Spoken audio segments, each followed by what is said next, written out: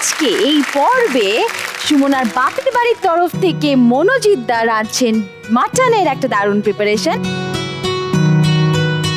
এবং শ্বশুর বাড়ির তরফ থেকে রাজদীপ দা ডিম দিয়ে একটা নতুন কিছু বানাচ্ছেন। দেখা যাক কেমন হয়।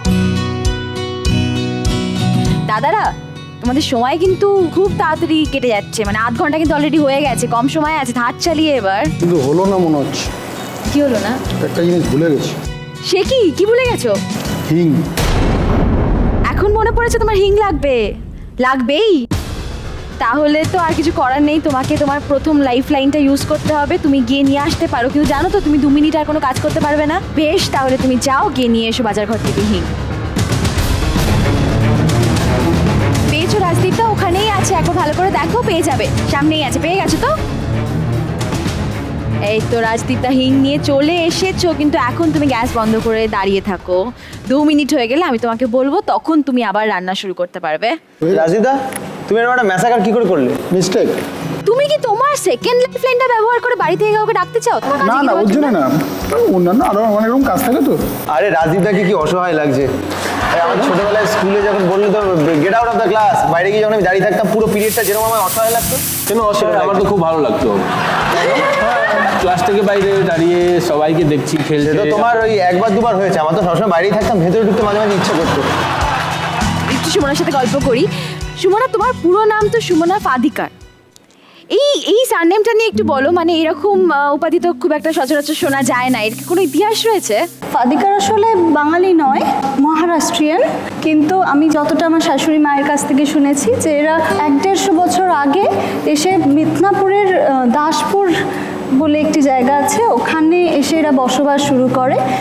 না, যেটা বাবার কাছ থেকে শোনা, যে বাবার বাবা মানে আমার ঠাকুরদা, উনি নৌকা চালক ছিলেন, মানে নৌকা চালাতেন। ওনারা গেস করেন যে ওই রূপনারায়ণ নদীর ধারে একটি গ্রাম আছে, যেই গ্রামেতেই খালি ওই ফাদিকার টাইটেলটা পাওয়া যায়। ওই নদীপথ ধরেই ওনারা কোনো সূত্রে ওখানে এসেছিলেন, এবং জায়গাটা ভালো দেখার পরে ওখানে ওনারা সেটেল ডাউন করে যায়। কলকাতা শহরে যাদের পাওয়া যাবে সবই বিলংস টু আমাদের। ও, এটা তো দারুণ ব্যাপার। আর এইরকম প্রশ্ন নিশ্চয়ই মাঝে মাঝেই তোমাদের ফেস করতে হয়। মানে সবাইকে জিজ্ঞেস করতে হয় আর ইউ মহারাষ্ট্রিয়ান, কিন্তু বেসিক্যালি আমরা নিজেরা এখানে এতদিন থেকে আমরা বাঙালিতেই মিশে গেছি। এখন আমার বাবা বাঙালির মাহিষ্য সমাজে আমাদের মানে রেজিস্ট্রেশনও করিয়ে নিয়েছেন, আমরা নিজেদেরকে মাহিষ্যই বলি। এর সাথে সাথেই রাজদীপদা, তোমার শাস্তির 2 মিনিট সময়ও কিন্তু শেষ, তুমি আবার রান্না শুরু করতে পারো। Thank you. আমি কিছুক্ষণ আগে যখন ওখানে বসেছিলাম আমি জানতাম না এরকম ইতিহাসের মাঝখানে বসে আছি। আমি ইতিহাস ছুঁয়ে এলাম। মাকে গিয়ে আজকে বলতে পারবো। মাকে গিয়েছে বলতে পারবো।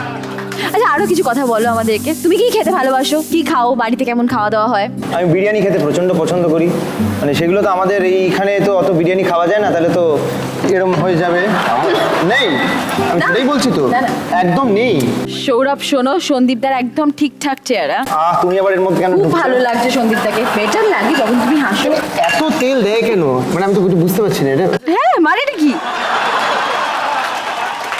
না, সেটা আমি অ্যাকচুয়ালি বুঝতে পারিনি এখন। আরে এখনো বুঝতে পারছি এটা পাগলা কি বল, যাই হোক না, এটা আমি ভালোবাসি বলে তুই তৈরি করছি। ওই আমার বউ দেখছে, বুঝলে? ও হ্যাঁ। ও আচ্ছা। এই তুমি সরে যাও এখান থেকে। এই কি সরিয়ে দিচ্ছ? পুরো মানে আমি বড় হয়ে কিন্তু এরকমই হবো। মানে বিরিয়ানি, কোন বিরিয়ানি? স্পেশালি কোনো বিরিয়ানি আছে? বিরিয়ানি আমি একবার খেয়েছিলাম, দিল্লিতে গিয়েছিলাম। দিল্লিতে গিয়ে তো ওখানকার বাজে বিরিয়ানি। খুব বাজে বিরিয়ানি। আমি হায়দ্রাবাদে গেছিলাম, হায়দ্রাবাদি বিরিয়ানি যেটা সামহাও আমার ভালো লাগেনি। কারণ হচ্ছে আমি হয়তো ছোটবেলা থেকে এখানকার বিরিয়ানি খেয়ে বড় হয়েছি বলে এই বিরিয়ানি আর ওই বিরিয়ানি তো মানে আকাশ পাতাল তফাৎ। না, সেটা তুমি কম্পেয়ার করতে পারবে Compare না। করতে এখানে যে একেবারে। বিরিয়ানি হচ্ছে যে জুসি রাইস হ্যাঁ। আর একটু ফ্লেভার, Lucknowi biryani। বেশি রোজ, এইটা কিন্তু হায়দ্রাবাদের রোজ এইসবগুলো দেয় না ওরা, ওরা জাস্ট মশলা দেয়। আরো সাউথ গেলে কিন্তু একটা ভালো বিরিয়ানি পাওয়া যায়, সেটা হচ্ছে মোপলা বিরিয়ানি। মোপলা বিরিয়ানি আমি কোনোদিন খাইনি। সেটা এটা আমি মুসলিম, শুনিনি, কিরকম? এটা মুসলিম স্টাইল বিরিয়ানি। কেরালা যে মুসলিম যে হন, হ্যাঁ। ওনারা রান্না করেন এটা কারি পাত্তা দিয়ে। হ্যাঁ, এটা দারুণ লাগে। কারি পাত্তা, কোকোনাট, গ্রিন চিলি, মানে দারুণ। সৌরভ, তোমার কাছে আমার একটা প্রশ্ন আছে। আমি যেমন এখন থেকে পুজোর কোন দিন কি খাবো, কোন বেলা কি খাবো সেসব প্ল্যান করছি, নতুন নতুন জিনিস খেতে ইচ্ছে করে। তুমি বলো, তুমি যে বিরিয়ানি খেতে এত ভালোবাসো, শুধুমাত্রই বিরিয়ানি নিয়ে কথা বলছো, তোমাকে যদি রোজ বিরিয়ানি খেতে দেওয়া হয়, খাবে? এইটা তো এরকম তো হয়ে ওঠেনি এখনো পর্যন্ত, মনে হয় না, তাই না? রোজ বিরিয়ানি দিলে আমি খাবো? মানে ষষ্ঠী, সপ্তমী, অষ্টমী, নবমী রাত্রিবেলাতে বিরিয়ানির সঙ্গে আর কিছু মানে না আমার বিরিয়ানির সঙ্গে আমি কিন্তু বিরিয়ানির সঙ্গে কিছু খেতে পারি না, মানে যেরকম লোকেরা চিকেন রেজালা বা চিকেন চাপ খায়, গ্রিন স্যালাড, বিরিয়ানি আর একটা সফট ড্রিঙ্কস, যে কোনো সফট ড্রিঙ্ক যে কোনো সফট ড্রিঙ্কস, কচুম্বর রায়তা খেতে তারপরে ফিরনি ওই হয়ে শেষ হয়ে গেল, শাবাশ। পুরো শেষ হয়ে গেল, এরকম নিয়ে আমি বেরিয়ে পড়লাম। পুজোর কয়েকদিন তো আবার ডায়েটিং। ডাইটিং ছেড়ে দাও, 5 দিনে ডাইটিং হয়? না একদম না, পুজোতে শুধু সাজগোজ, খাওয়া দাওয়া, আড্ডা, এইসব। পুজোর শপিং প্ল্যানিং কি, মানে কি কিনলে? কিনেছি অনেক কিছু, আমি একটা লেটেস্ট ট্রেন্ড একটা ফলো করছি নিজের বানানো। নিজের বানানো? হ্যাঁ। না না, দেখো তোমার প্রচন্ড ফ্যান ফলোইং রয়েছে, মানে প্রচুর মেয়েরা তোমাকে খুবই পছন্দ হ্যাঁ, করে, সেই জন্য change করতে পাগল হচ্ছে। তোমার জন্য। হ্যাঁ, তো একটু টিপ শেয়ার করো, ফ্যাশন টিপ, তুমি কি করো? একটা জিনিস দেখেছো, সব টিপ মেয়েদের। এই যে এখানে প্রথমে দেখলাম প্রিন্ট টু প্রিন্ট, তারপরে ইকাত, তারপরে হচ্ছে জিওমেট্রি। এই দেখো এটা টিপ, কালো, ব্লু, হোয়াইট, এটা হোয়াট ইজ এই 3টে কালার। এটা কি? এছাড়া কিছু নেই। আরে জ্যাকেট পরিয়ে দিল ব্যাস শেষ। ওটা তুমি তো এই দেখো, হ্যাঁ সত্যি আমার জামাটা কিন্তু একদম এই বছর ফ্যাশনেবল একটা জামা। এই যে অ্যাসিমেট্রিক কাট, এটা কিন্তু এই বছর একদম in thing. Look at me now, look at me now. কি? Look at me, top to bottom from me, মানে ইংলিশে ছেড়ে দিই। আমাকেও দেখো, আমাকেও দেখো, এই দেখো top to bottom. Top to bottom ঠিক আছে, কোনো ব্যাপার না, ও কিচ্ছু না। মানে ইউরোভিশন থাকতে থাকতে এটা হয়েছে, যাই হোক। Top to bottom, দেখে top to নাও, এই bottom দেখে জামার নাও। কাটটা দেখে নাও, এইটা যে অসমানভাবে কাটা আছে, এটাই কিন্তু এই বছরের ফ্যাশন। মানে এটা কিন্তু কুর্তিতে হতে পারে, ড্রেসে হতে পারে, টপে হতে পারে, এটা ডেফিনেটলি ট্রাই করো এবছর। তো এটা হচ্ছে অ্যাসিমেট্রিক কাট মেয়েদের জন্য, যেরকম আমি বললাম ইক্কাত টিক্কাত হাজার হাজার আছে, আমি বানিয়ে নিয়েছি নিজের জন্য ফ্রাস্ট্রেশন। সেটা হচ্ছে নিচের দিকে দেখলেই বুঝতে পারবেন, সেটা হচ্ছে একটা পা, মানে একটা পা আমার গোটানো, একটা পা ফুল ছাড়া, অ্যাসিমেট্রিক লেন্থ। এটাকে বলি আমি অ্যাসিমেট্রিক লেন্থ। এটা কিন্তু বর্ষাকালে খুব হেল্প করবে, যেমন জল টল জমে যাবে। এইটার সঙ্গে এই আমি যে চটি পরেছি, এইটা পরবেন না, কারণ আমি পাগল বলে আমি এটা ক্যারি করছি। এটার সঙ্গে একটা লোফার্স বা কিছু একটা যদি পরে নেন তাহলে খুব ভালো লাগবে। তো দিস ইজ মাই স্টাইল, হ্যাঁ, মাই ফ্রেন্ড। ক্যাটওয়াক হয়ে যাক।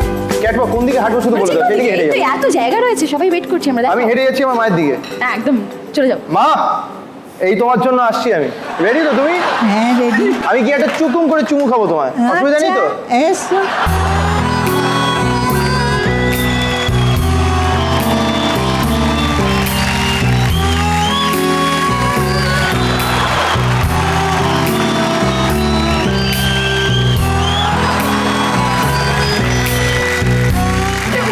আপনাকে আমার খুব ভালো লেগেছে। ও মাই গড।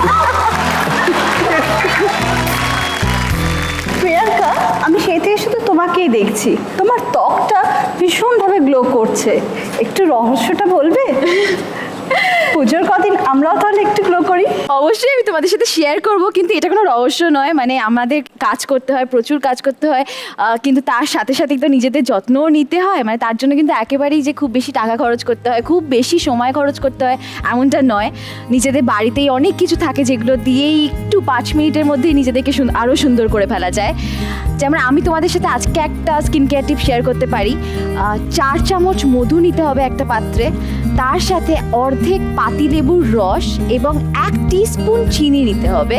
সেইটাকে ভালো করে একসাথে মিশিয়ে মুখে মেখে নিতে হবে। 2-3 মিনিট রেখে ভালো করে ম্যাসাজ করে নেবে, এবং সেটা ম্যাসাজ করার পরও 5-7 মিনিট রেখে দেবে। তারপর ঠান্ডা জল দিয়ে মুখ ধুয়ে নাও, দেখো তোমার স্কিন কত গ্লো করছে। মনোজিৎদা, কাজ কেমন চলছে? কিছু কি মুশকিল মনে হচ্ছে? না প্রিয়াঙ্কাদি, ঠিকঠাকই চলছে গো। মনোজিৎ, তোমার টাইম হয়ে আসছে, তুমি আছে, একটু ঠিক হাত আছে। চালিয়ে করো।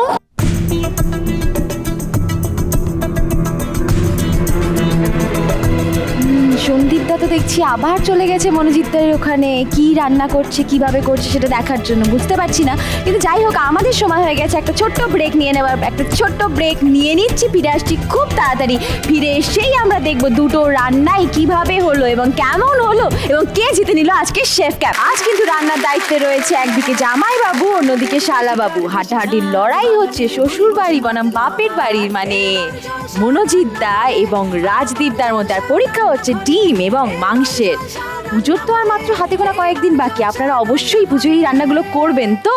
তাই তো বলছি, খাতা পেন নিয়ে একদম রেডি থাকুন, কারণ রান্নাটা শেষ হলেই কিন্তু আপনাদেরকে লিখে নিতে হবে কিভাবে করা হলো এগুলো। এবার জলসা রান্না ঘরে, এবার জলসা রান্না ঘরে।